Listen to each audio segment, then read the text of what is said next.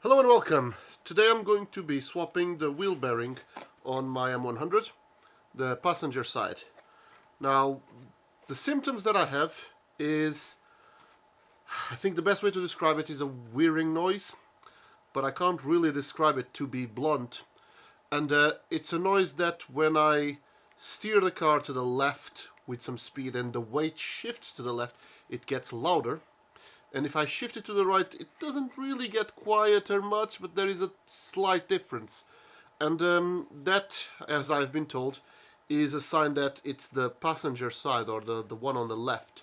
So when you steer to the left, that side gets lighter, and that makes the wheel bearing noisier. So I have enough reason to believe that this side is the one that that needs replacement, and that's today's job. So I'm going to show you how to do it, hopefully in the car, but if I can't do it in the car, I will then have to show you how to remove the upright and do it on a hydraulic press. Now, this is the bearing that I'm going to fit. I already fitted one on my NA from this exact same brand, and it's a CDK 436 wheel bearing kit from Continental-Direct. I got it from eBay. And if you want to pause your screen, and you can see that, hopefully that's in the camera. If that doesn't show it very well, I will take a screenshot and show you. But it is for a Vauxhall Astra from 1984 to 1991. And it says here it's a Mark II, and then it says 1.3, 1.6, 1.7, 1.8 and 2.0, which I assume it's basically all Vauxhall Astras. I don't really care. I already purchased one. It works, so I'm safe because I already fitted that on my other car. So without any further ado, I'm going to get started and show you the process. Right, so the first thing to do is to get the car high up so that we can get some work done. So now with the car off the ground, it's good to not lose your locking wheel nut adapter. Don't tell me why I'm advising you that. And get the wheel off. Now, I've had this conversation with a few other people before about how to put the car back together, and I think I've mentioned this in a previous video, but I don't think there's any harm in repeating. What I use to actually store all the bolts is just yogurt tubs. So I buy the 1 liter yogurts from Aldi or Lidl, and they stack on each other, and you just put the bolts from the first step, take that bucket, put it on the bottom. You'll find that the peanut butter ones also work, but most of mine are actually yogurt. So that would be a very nice and easy way of knowing that the last thing to do is to put my wheel back in. And I also keep the wheel nut there so it doesn't lose. So that's the first step. I can now put everything from the next step in here. So the next thing to do, or maybe the first thing that I should have done, is disconnect the battery. Put the key on the ignition so that you unlock the steering, because it's quite nice to be able to move the steering when you're moving the brakes, when you're removing the brakes. So turn the steering, make it as easy as possible to get the brakes out, and remove the caliper. Now, I've already shown how to remove the caliper in a different video. What I'm actually showing here is that I've got a little chair here with something to add more height to it. So when I take the brake caliper, it rests here and it's not putting stress on the hose.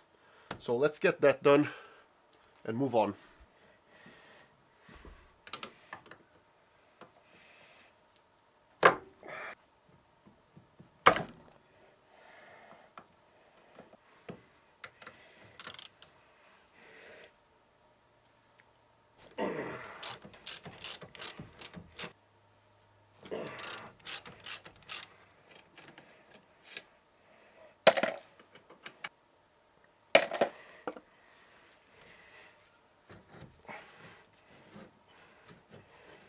But just make sure you never leave it under some pressure. So I need a bit more height. I'm just adding more blocks of wood. Right, so turn back here. I hope that the camera can see this. Yeah, it can see it. Here, this is the little bolt that holds the front disc in place. So I'm going to get the disc out. And if the disc doesn't want to come out, copper hammer. Gonna hit it with the leather side. It should get the job done.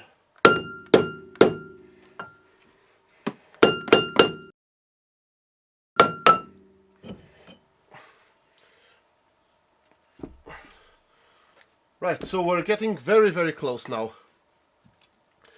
We need to get the drive shaft out, which in order to do that, I usually find it necessary to actually undo the steering rod, steering rack, steering rod, steering... I forgot the name of that thing now. Steering arm, undo the steering arm, and then one of either the top or the bottom ball joints, because we need to swivel it quite a lot for the drive shaft to come out. Now, I usually, every time I come around and do something on the brakes, I give the 2 bolts at the top ball joint a little bit of a spin so that they don't seize in place. I'm hoping that... Right, so the battery died while recording, and as I was saying, I'm hoping that the 2 bolts at the top ball joint are not seized, which means that I can remove the ball joint as an assembly instead of separating the ball joint from the hub assembly. That will save me the bother of using a fork and so on, and that means I just leave the lower ball joint as it stands, and I only need to remove use the fork only on the steering arm. So I'm going to remove the steering arm and probably use the fork to remove it. The boot is already cracked, so I'm going to have to clean up that and replace it with a new boot. So we'll just get started with that and see how things go. But in order to give a better view, I think I might as well expose it a little bit and clean that crap. But in order to improve my chances, I'm just going to clean the threads. Now this is the side effect of driving the car all year round. It doesn't matter what you do to try to protect it against the rust. As soon as they put salt on the roads, it seems that it's just impossible to avoid things from going wrong. Right, let's see.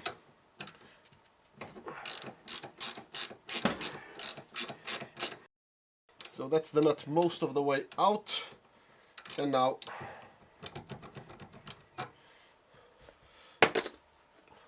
let's see if I'm lucky.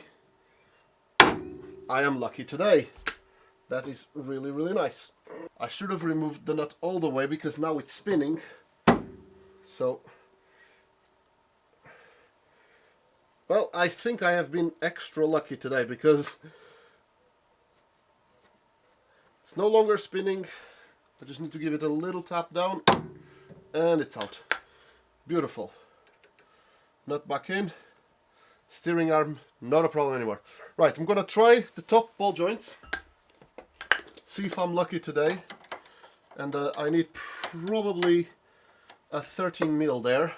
Right, so that's the size of Allen key over there. I don't know what size that is. I just grabbed the first thing that looked like it would work. Fits. That's all that matters now. And that should hold it in place. Let's see if I'm lucky with potentially a 13mm there.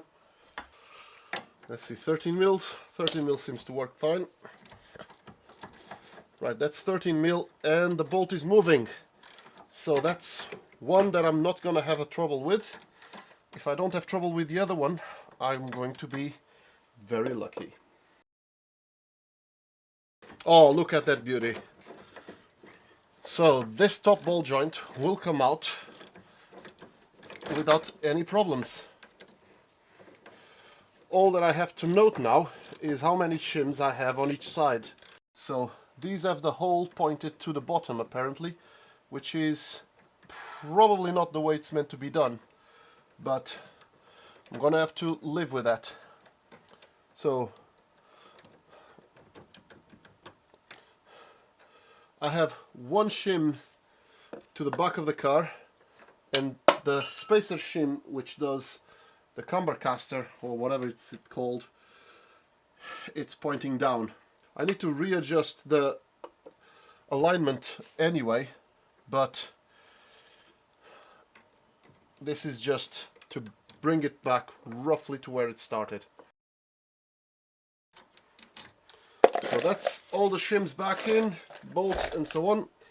And now I can just push the drive shaft out of the way, and now I got better access to the hub and everything, which in turn I can even turn around and get access like this, or maybe even like that. That's maybe better for the camera to film. Right. So what do we got here? So the wheel bearings here, you can see that there's a tiny bit of play actually. I can feel a tiny bit of play, but I think this is actually normal play for a wheel bearing. But there's let's see, can that look at it? Yeah, let's try focusing a little bit more. Come on, focus there. Right, so we got a snap ring there, and there is also a snap ring on the opposite side.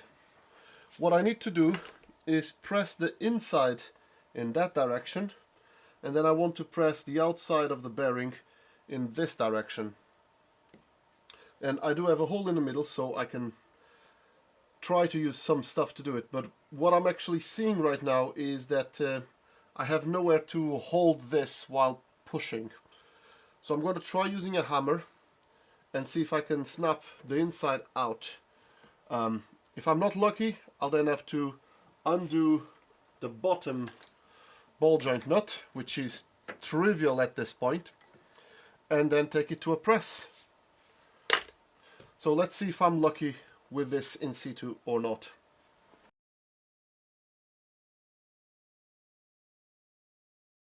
Oh, I really wish I was doing this on the workbench. Right, at this point, since I already hit my hand and I'm not particularly pleased, I'm just going to remove the hub assembly.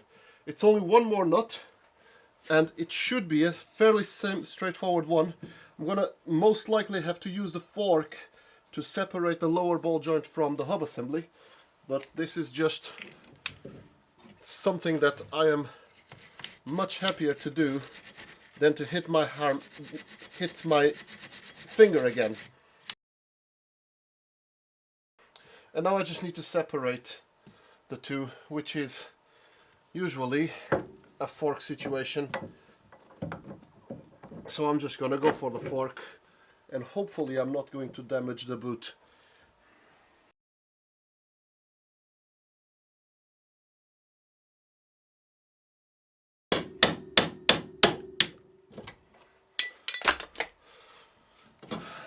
There it is.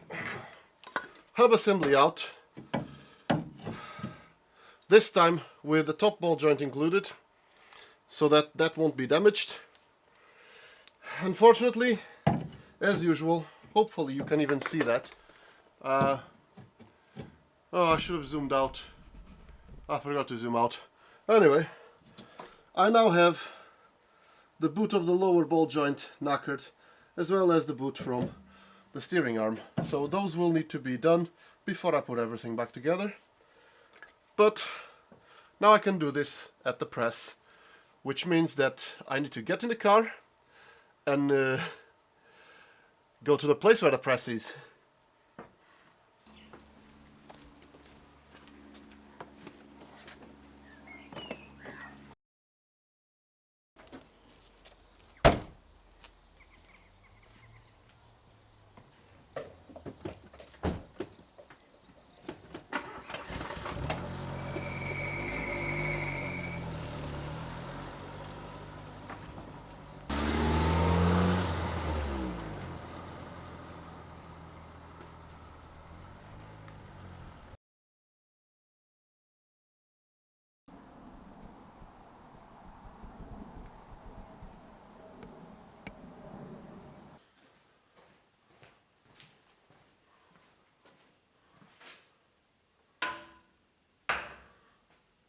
That won't work.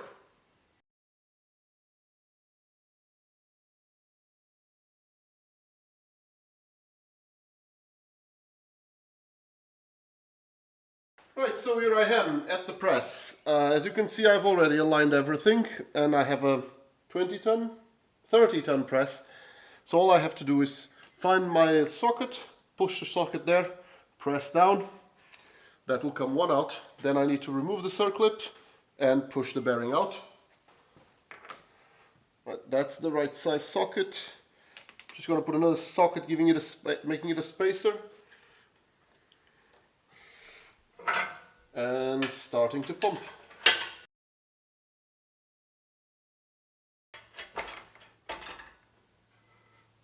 And there it goes. So the hub itself is out. Now I just need to get that circlip out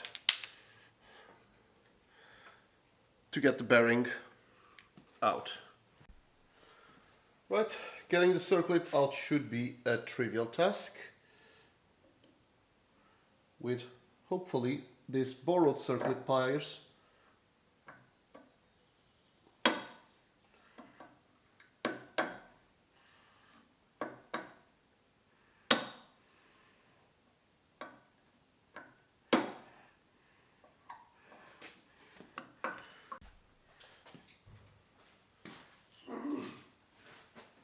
Right, so this is attempt number 2, now with a workbench.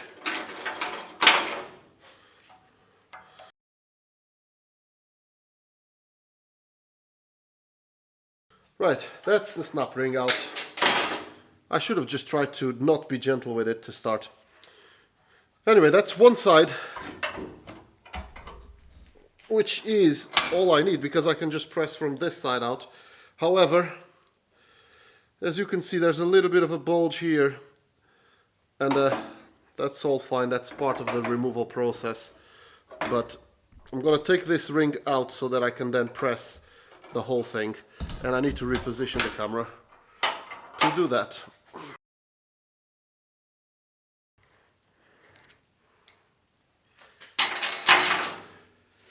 And that is how you can destroy a bearing by trying to remove it. Mind you, I believe this bearing wasn't good to start, so that doesn't really matter. Now what I need to do is put this back on a press, find something of that diameter to push it out so that it comes out from this side. So let's go back to the press. So we're back on the press. So all I have to do is figure out a way to align this in some way, shape or form. All I need is something that follows that circle on this side. And this is what I found in my toolbox.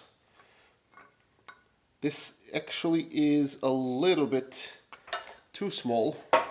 Maybe I can press it from the opposite side. I need something that's slightly bigger than this still. Let's see what I've got. Right, this works from that side, so let's see, can I fit this? Yes. Right. So what I'm trying to do here is have this hollow tube underneath the whole thing so that the bearing can be pushed underneath it. I need to drop the machine one stage and then I can start installing everything.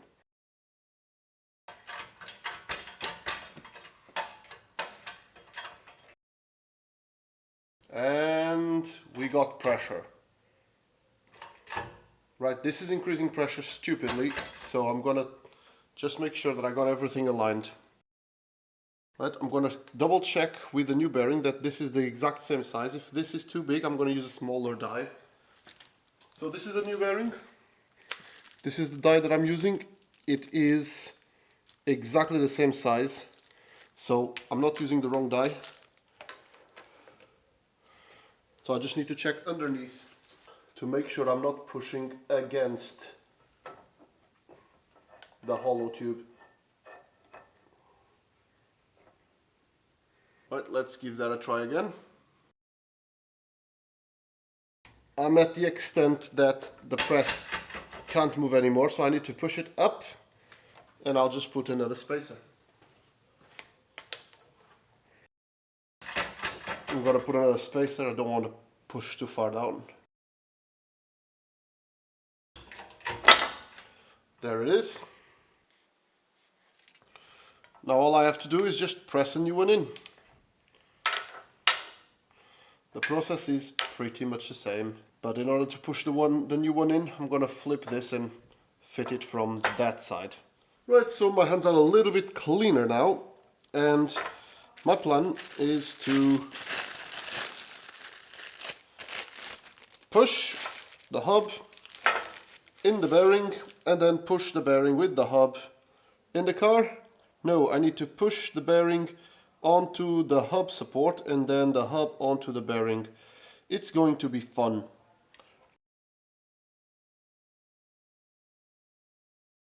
Right, let's see if I am going to mess this stuff up or not.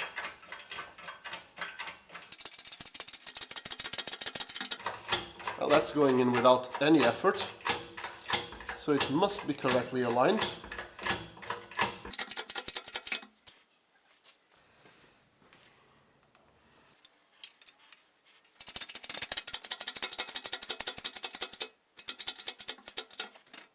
Right, so now I'm just going to check,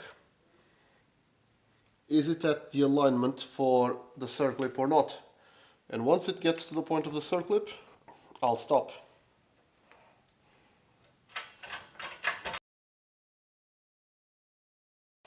Right, let's check that again.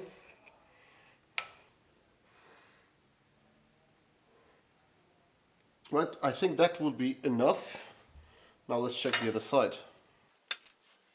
Right, so hopefully you can see from the camera it's just about aligned with the circlip, both sides. So now I just need to put the circlip in, but before that I am going to press the hub back in. So now that that's aligned,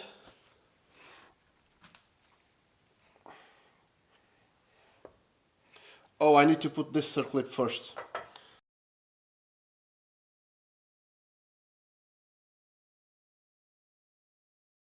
Right, so now that I got the circlips fitted in, just gonna fit the hub with the backing plates so that the bearing won't move. And we seem to be doing well. And that is a hub installed. No play whatsoever.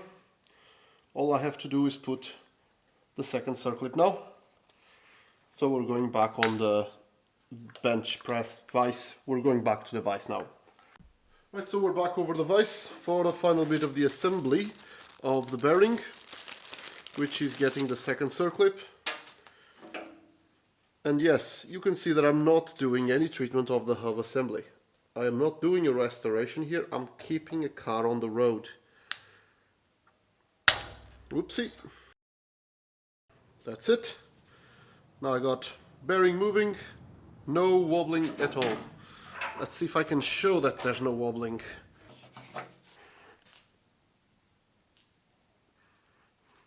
So, all I have to do is get back home. Right, so we're back in the garage, and I've been to the club, so that was the Northeast Restoration Club, as you saw from the picture, and they have, amongst a lot of other tools that are useful for the avid restorer or just repairer, they have a 20-ton press, which is quite handy for what I've just done.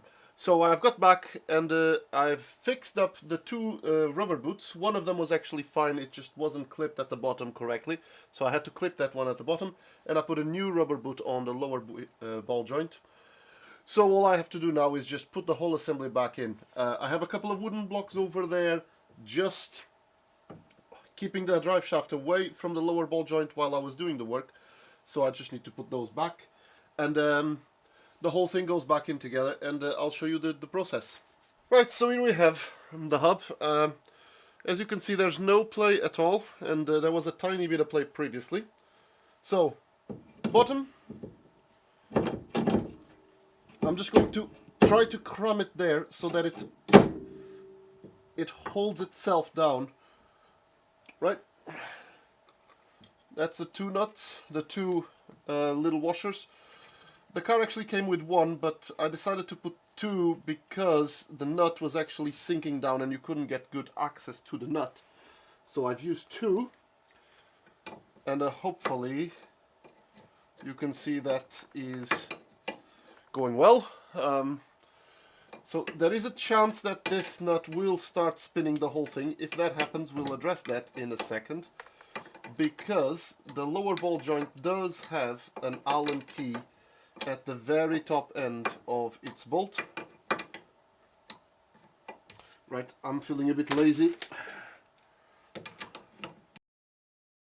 Second thing to go back in is the drive shaft so that it aligns.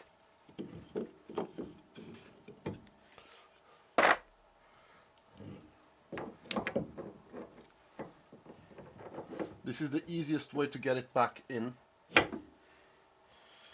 Now, the order of events now doesn't really matter much, but I'm going to start with the top ball joint just because I can still remember what was happening there.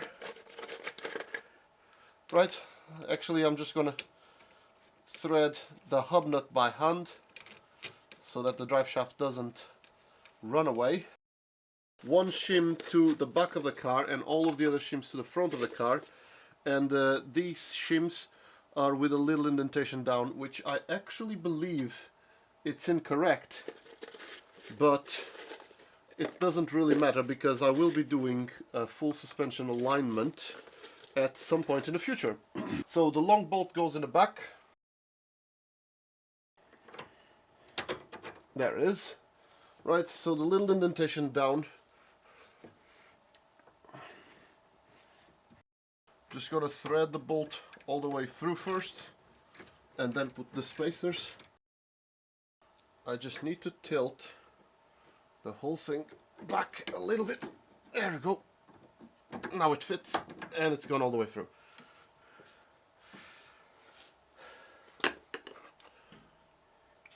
One shim at the back.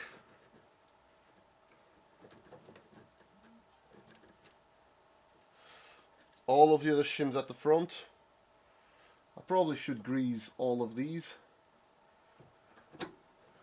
but that may be a winter job, or maybe even a next year job.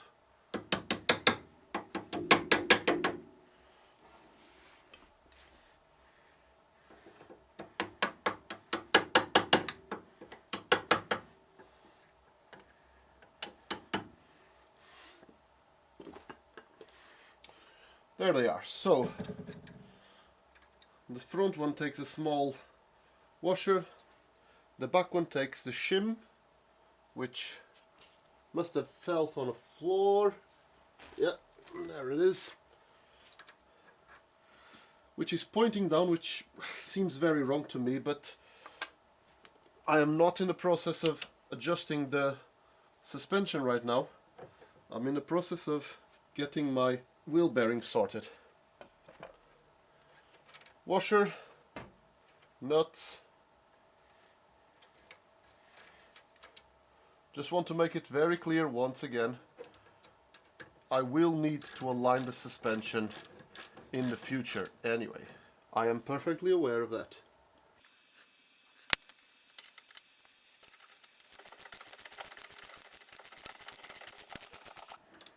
So that's the trick with the upper ball joint. Instead of undoing it and breaking the rubber and needing a new rubber, I just remove it, keep the two bolts greased up, and in fact I need to put some grease on those bolts. A dab of copper grease not on the threads. The copper grease does not go on the threads. Very important to note.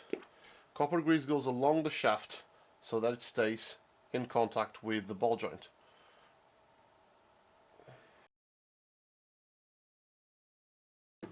Right, so that's the upper ball joint connected. The lower ball joint is connected, but it's not very tight just yet. So I'm going to tighten the lower ball joint, but you can't see that. That's it. And finally, The track rod end, that's the name of it. I did remember eventually. Now the track rod end should also have a little washer, really, because it will have the nut digging in, and that's not very helpful. Now one thing about the track rod end is, if I tap it up, it should friction, the taper itself should cause a lot of friction with the arm, and that makes it not spin once I start tightening it. At least that's the theory.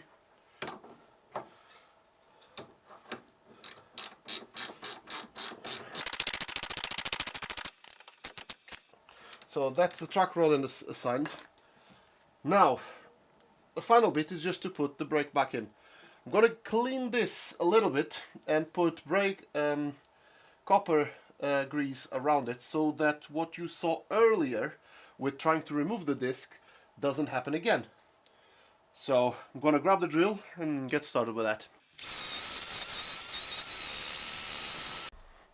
Right, let's hope that this thing has recorded the last bit. So just to recap, in case the camera wasn't recording, top ball joint greased, copper grease along just the stud part, not the thread part, just the stud part of the two bolts, to make sure they don't seize again, so that they can come out next time just like they did this time. It's very common for them to seize in place, and then you have to actually replace the whole ball joint. Even though the ball joint is fine, you just can't get it out. So that's something that I always do, and I make sure that those stay greased every time I touch them. Tightening up all of the bolts, trivial job. Cleaned up the hub assembly, not the hub assembly, the hub itself. The hub assembly is dirty as it was before, and I've cleaned up the inside of the disc so that it hopefully won't rust in place and be a little bit difficult to remove next time. In order to ensure that that won't happen again, I'm also going to put a bit of copper grease around here and on the areas where you don't need things to tighten. So away from the threads, but those surfaces with a little bit of copper grease. That means that next time I won't have problems removing the brake. Now, it wasn't really a problem. I am just doing preventative maintenance, because it's effectively just a couple of dabs of copper grease, and copper grease, when you buy something like this, it will last you years, even when you use it as much as I do. Brake disc, that's the bolt that holds in place, that's the hole for it, so I just need to align it like this. These were the nuts. See, that box is empty? That was the nuts, that was all of the fasteners that held the top ball joint. So now I have all of the fasteners that hold the brakes, the brake calipers and disc, which in this case is just this tiny one. Right, that's the disc in place. Now, just reinstalling the caliper, where the two bolts and the two little covers are in the box. Because I'm not changing the discs or the pads, everything should just align exactly as it came out and be fairly snug without any effort. Now, I could reposition the camera to show the other side, but I really can't be bothered. That's the caliper bolts in place, everything well secured. So just the little covers, which what I usually do with them is align it and tap them with a hammer.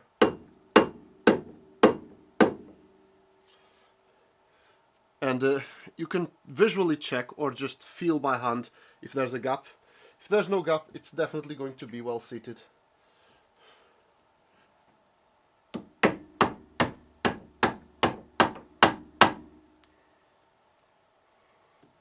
Yeah, that's it.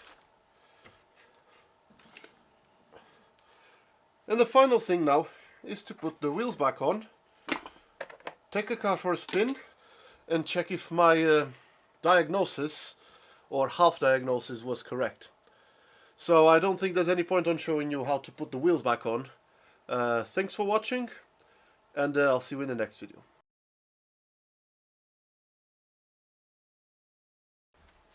So, a very important thing to remember is that the drive shaft hub nut is not tight. So I actually need to go back and tighten that.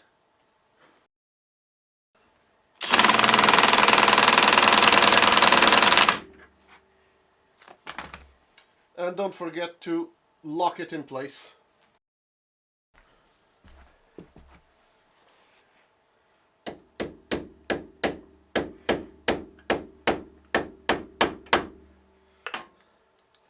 That's it.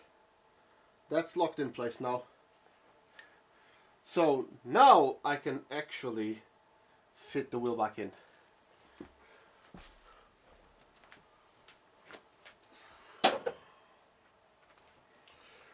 Ba-da-da-da-da.